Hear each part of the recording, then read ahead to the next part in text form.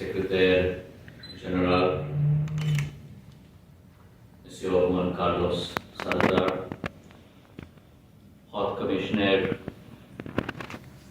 Ajay Visaria ji, Representative Long, Dr. Shefali Juneja ji,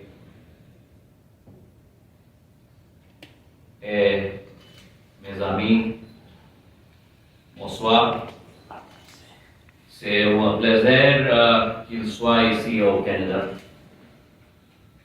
C'est une institution historique. Londres a été l'un des membres fondateurs depuis 1947. And therefore it is our true honor today that when India is celebrating her 75th anniversary of independence, in our parlance, Azadi Ka Amrit Mahotsav, and therefore embarking on her journey from 75 to 100, over the next 25 years, setting very ambitious targets. On the same year, we also celebrate 78 years of our association, alliance with this fundamental institution in the area of civil aviation in the world. I'm truly humbled to be present here today.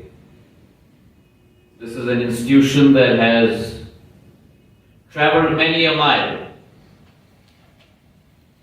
in paving the way for humankind to evolve, humankind to progress, humankind to develop. And therefore, as fiduciary holders of this institution, all of you present here today, it indeed is a memorable and an honorable occasion for me to be here amongst all of you. It's also a day when I believe we must recommit ourselves to the ideals of ICAO: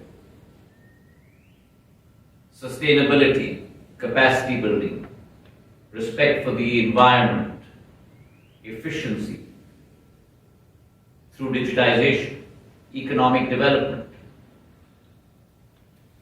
And as we traverse on that journey, as we traverse on that path, we also need to reflect on the past 2 years and many such black swan events, quote unquote, that have impacted us, impacted civilization, impacted humankind. But as always, our sector, under your stewardship, under your leadership, as you carve the path, has emerged as a phoenix and re-engaged itself in its pursuit of human development. And so too is the case now. As Secretary General and President said in their brief interventions today, COVID is still amongst us. But we move onward, we move forward.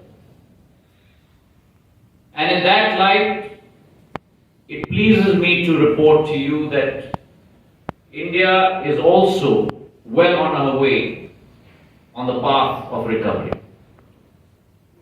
Pre-COVID, the maximum number of passengers per day in India was roughly 400,000.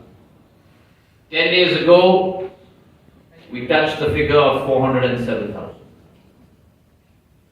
In the last 10 days, we have been oscillating between 350 to 390,000. So domestic traffic has re-emerged, and re-emerged strongly. It's almost like a V-shaped recovery. And our Prime Minister has made it very, very fundamentally clear that civil aviation is a service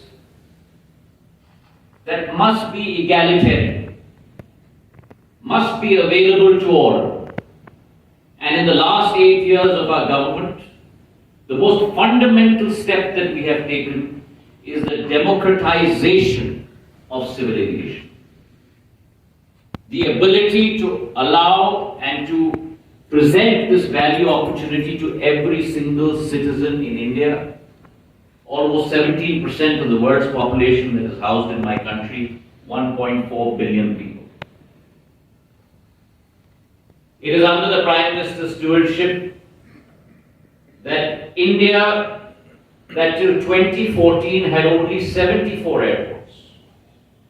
In the last 8 years, we have built out an additional 67 airports, taking us to 141 airports today. But we will not rest here. My target is that by 2025, we must surpass 200 airports in India. And therefore, we are building out the domestic infrastructure. A city like Delhi that has the capability of passenger throughput of 70 million passengers today, by the end of the year, we will be having a passenger throughput capability of almost 100 million passengers, equal to JFK or Chicago. And such is the case with 3 or 4 other airports in India. To give you a case in point, prior to COVID, we had 144 million discrete travelers in India, on a population base of 1.4 billion. And therefore, our penetration is only a minuscule 9%. And therefore, the opportunity that lies before us, as Mr. President mentioned in his address, is an additional 91%. And that democratization of availing that travel opportunity to every single Indian in the length and breadth of India is our commitment and our purpose. But along with that, setting up the ecosystem in India. Civil aviation, like the auto sector, has an ecosystem around it. And setting up the foundations of that ecosystem through MROs, through cargo, through ground handling, through aircraft manufacturing. All of these are pivots that we are concentrating on. And along with that concentration also comes the responsibility of being a responsible player in the international civil aviation industry. And therefore, decarbonization, environmental sustainability is a key fundamental primer for us as we chart our path down this route. We are looking very seriously at SAF. We have conducted many flights on a blend of biofuels. We are looking at making our airports environmentally friendly. I have mandated by 2024, 96 of the state-owned airports must be completely and totally carbon neutral. And therefore, we are striking a path forward.